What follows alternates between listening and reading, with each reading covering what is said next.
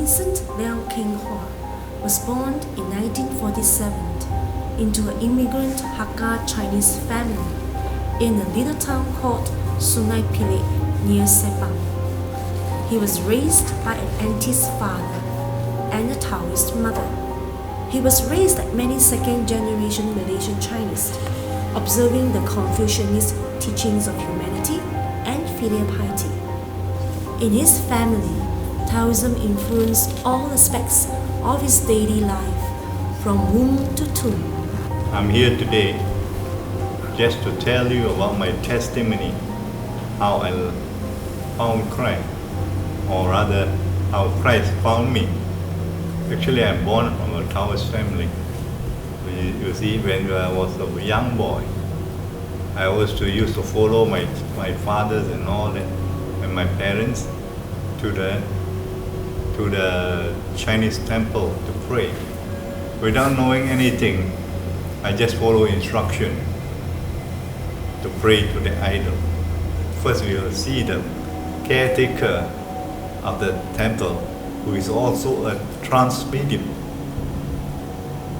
A trance medium is a person who invites the spirit to go into their body. So one day, the temple was looking for a trance medium, and we always invite the monkey god into our body. That time I was selected to be a trance medium in that temple. So in and out, I've been working and serving this monkey god for about 12 years. My spirit also became like monkey god. So I lose my temper in the house. I drink a lot wine. At the same time, I also gamble. My wife almost divorced me. So I look up to heaven and I say, this cannot be the true and living God. There must be a true and living God up there. After a few months, I got a sickness. I was admitted to the hospital, and the doctor couldn't find out what was my sickness. They thought I had stroke. So one night, I was put into the observation. At midnight, I hear the sound of funeral procession, the gong gong gong, and I can hear those monks chanting. Then my wife was with me, and I asked my wife, "Did you hear anything? Did you hear any Chinese music?" She said no. Then all of a sudden I couldn't see anything. There was a blackout. So I asked my wife, quickly call the doctor, call the nurse. I say there's a blackout in the hospital. She called the doctor, and I can feel the doctor touching me, pressing my chest, trying to resuscitate me. I think that is the time when I just passed out. I say all of a sudden my soul left me. I think my soul, the spirit in me just left me. And I couldn't go into my body again. Then I said, I'm out of my body, I'm dead.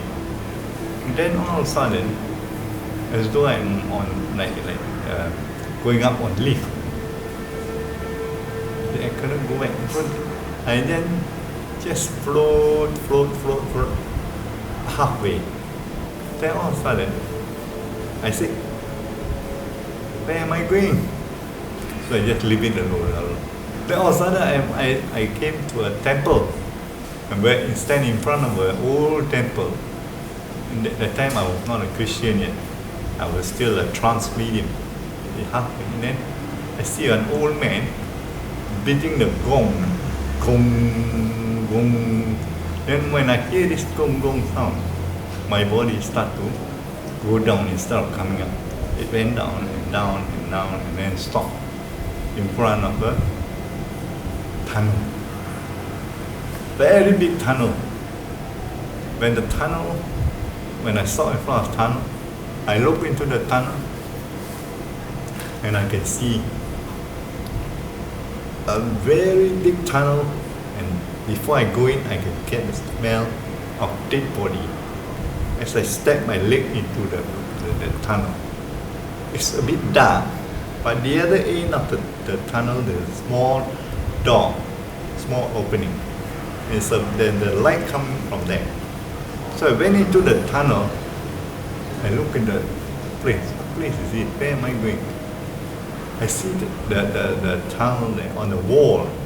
All the eagle, all these devil, the creatures, very ugly creatures. They are on the wall. They want to catch me.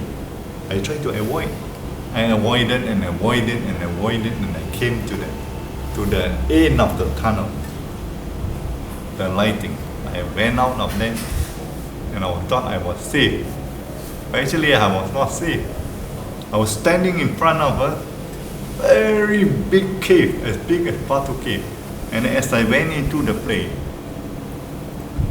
I could see all the little demons.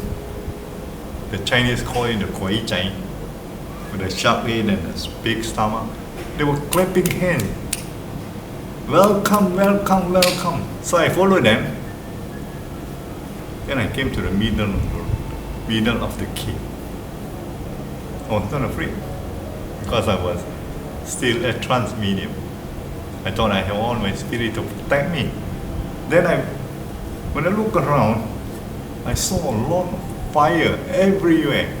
Fire burning and burning and burning, and then this place is horrible place. What place is this?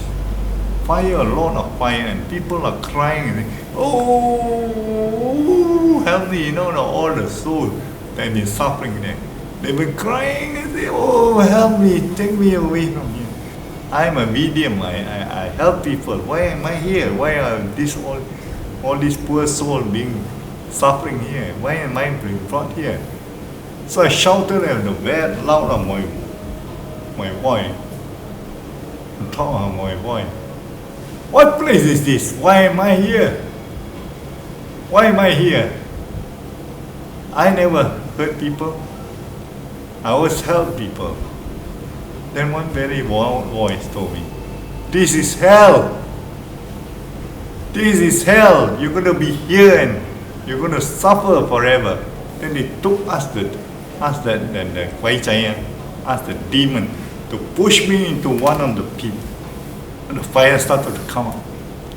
Zoom! And I can hear when the fire come up, the burning is so bad, you don't know what to do. You just yell, oh, help me, take me away from here. Even I can hear those devil, those crying of the devil. They are at the bottom of my pit. Their voices, ooh, take me away, I'm suffering here. There, I can hear there everywhere the noises. And really, this place is a horrible place. So, I told myself, who do I call now? So I start calling on my master. My master, the spirit that I have been praying to. The spirit that I worshipped so long, for almost 12 years. And I started calling the Kuan Yin菩萨. I called, Kuan Yin, come help me. The Kuan Yin spirit standing there. And he looked at me. I was being burned. I said, call, help me.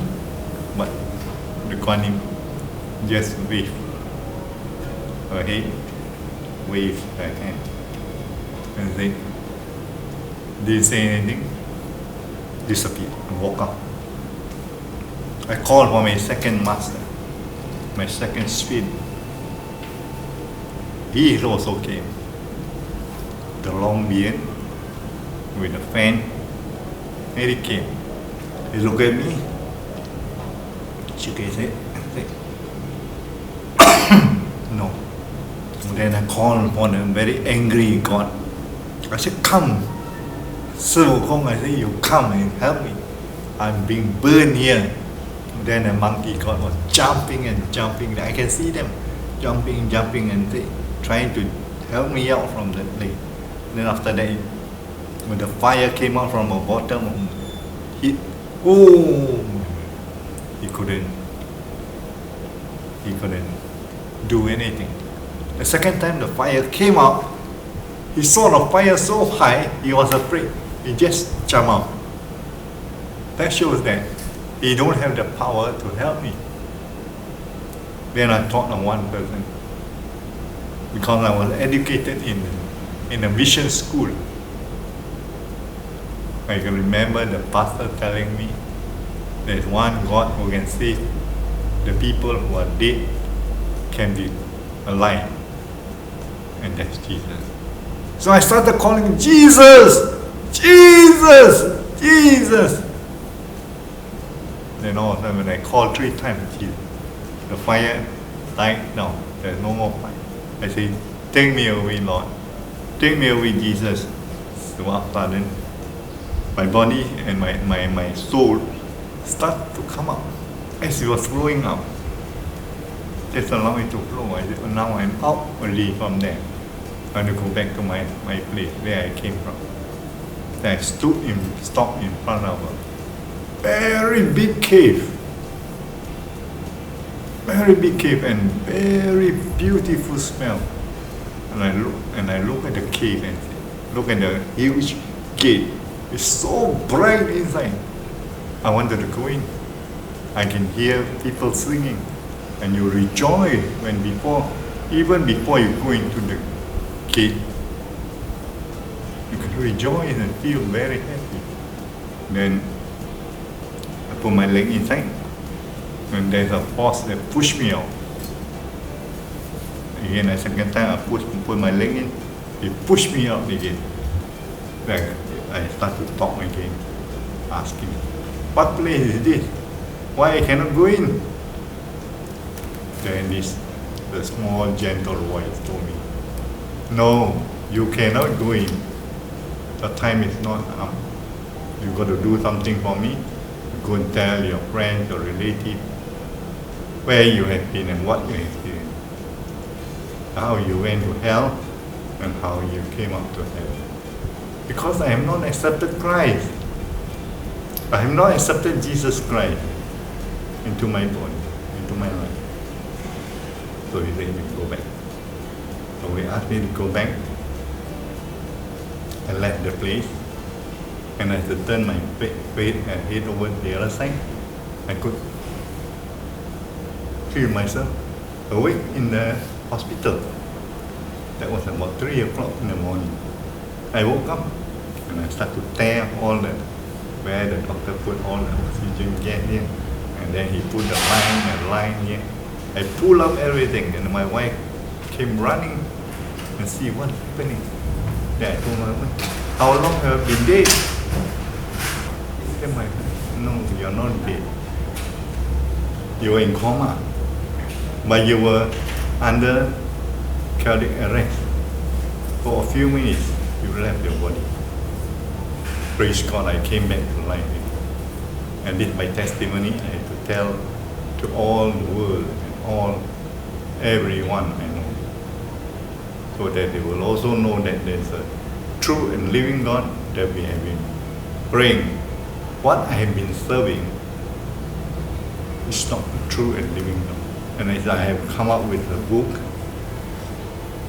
Confession of an Ex-Taoist Medium, don't go to hell. Hell is a horrible place. And do not believe in what other people say. Like there is another world in hell. No use burning all this car or burning video to your deed. God said, hell is only for devil, not for us. So as a Taoist medium, believing in Jesus for forgiveness of sin would have been impossible if I did not have my near-death experience. But I hope you all can make the right decision after this.